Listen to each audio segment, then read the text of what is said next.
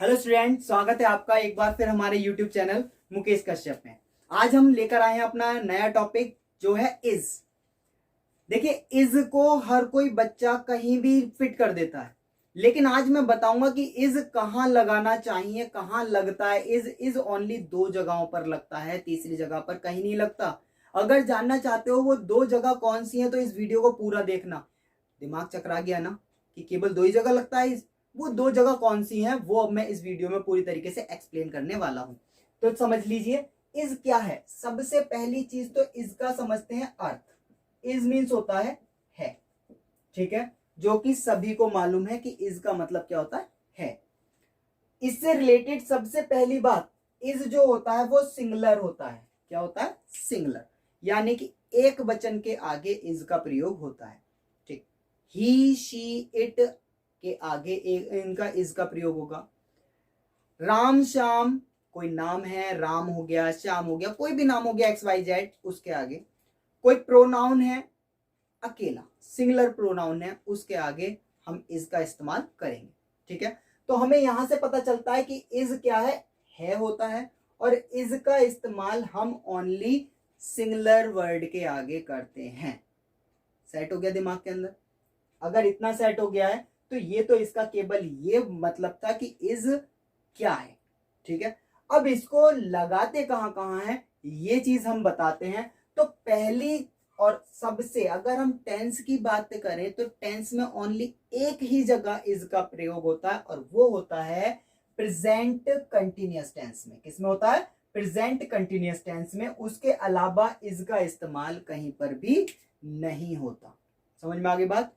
कहां होता है? प्रेजेंट कंटिन्यूअस में। और प्रेजेंट कंटिन्यूअस कौन सा टेंस है? जिसके अंदर रहा है, रही है, रहे हैं होता है।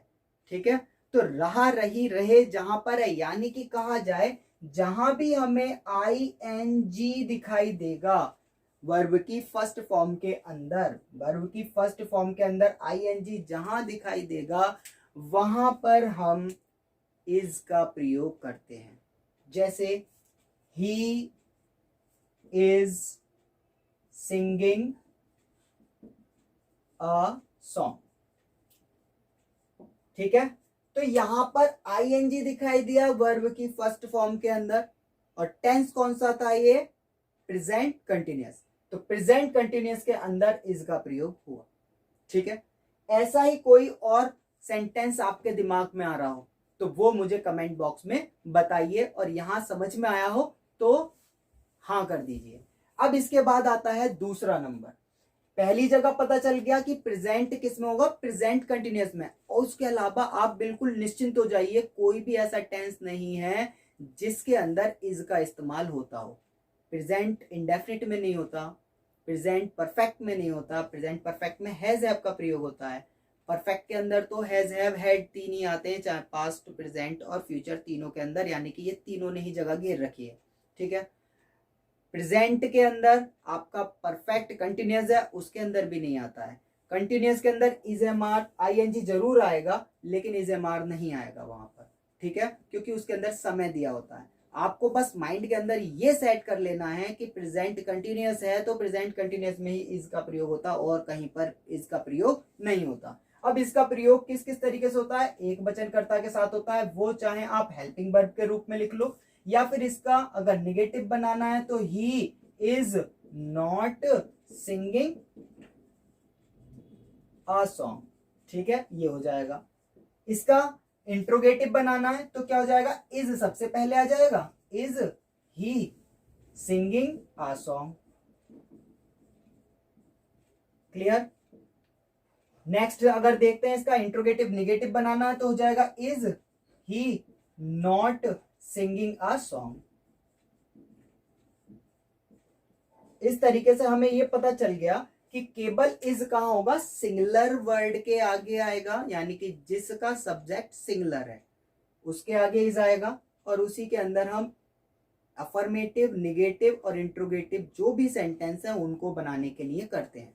अब बात आ रही होगी दिमाग के अंदर कि जब मैंने कह दिया कि टेंस के अंदर होता है ओनली, टेंस अगर जितने भी हैं उनके अंदर केवल एक ही जगह इज का इस्तेमाल होता है, तो दूसरी जगह कौन सी रह गई? तो दूसरी जगह कौन सी होती है वो मैं आपको बता देता हूं। दूसरी जगह होती है नॉर्मल बातें। कौन सी बातें? नॉर्मल बातें, जिनको हम बोलते हैं सिंपल प्रेजेंट, जिनके अंदर हम इंट्रोडक्शन दे रहे होते हैं किसी की जानकारी दे रहे होते हैं, जो होते हैं हमारे एक नॉर्मल वर्ड्स। जैसे ही इज अ बॉय, हमने जानकारी दी, हमने बताया वो है एक लड़का है। दिस इज अ मार्कर, यानी कि यह मार्कर है, हमने क्या दिया? जानकारी दी। जहां हम जानकारी देते हैं वहां पर इज का प्रयोग कर लेते हैं, वो भी शर्त सिंगुलर होना चाहिए, सिंगुलर के आगे, ठीक है ना। जैसे कि हमने कहा दिस इज व्हाइट बोर्ड, ठीक है, ये व्हाइट बोर्ड है, तो आप लोगों को तो बताने की जरूरत नहीं है, लेकिन मैं जिसे बताऊंगा उसे शायद ना पता हो, तो उसे नहीं पता होगा, तो उसे हमने क्या दी? जानकारी दी। तो जानकारी जहां दी जाती है वहां पर इज का प्रयोग होता है, ठीक है। समझ पा रहे हैं? आप बचपन में जब आपने क्लास स्टार्ट की थी, बचपन में अगर जाएंगे पहले दूसरे क्लास में तो पढ़ते थे he is a good boy, ठीक है, he is a good boy. She is a girl, she is a girl, ठीक है। तो इन सब में उसी समय इज का प्रयोग क्यों किया जाता था? क्योंकि बचपन में जब हमने क्लास में प्रवेश किया, क्लास के अंदर एंट्री की, तो हम वहां जानने के लिए गए। जैसे ही जानने की इच्छा हुई तो जानने वाले वर्ड हमें बताए गए, तो जानने की नॉलेज हमें मिली इज एम आर से, ठीक है। तो इज का इस्तेमाल मैं समझता हूं आपको अच्छी तरीके से समझ में आ गया होगा, इसके अलावा इज और कहीं नहीं आता, ठीक है।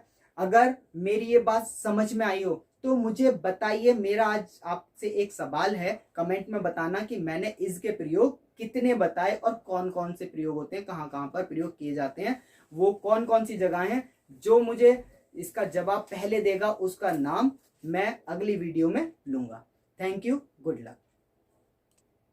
बच्चों, इससे पहली वीडियो में हमें अभिषेक यादव हैं मुरादाबाद से, उन्होंने हमें कमेंट में सही जवाब दिया था, तो कॉन्ग्रेचुलेशन एंड बहुत बहुत बधाई अभिषेक को, कि अभिषेक ने बहुत ही सिंसियरिटी के साथ उस क्वेश्चंस के जवाब दिए थे। नेक्स्ट वीडियो में आप भी अगर अपना नाम बुलवाना चाहते हैं तो प्लीज कमेंट में मेरे सारे उत्तरों के जवाब दीजिए।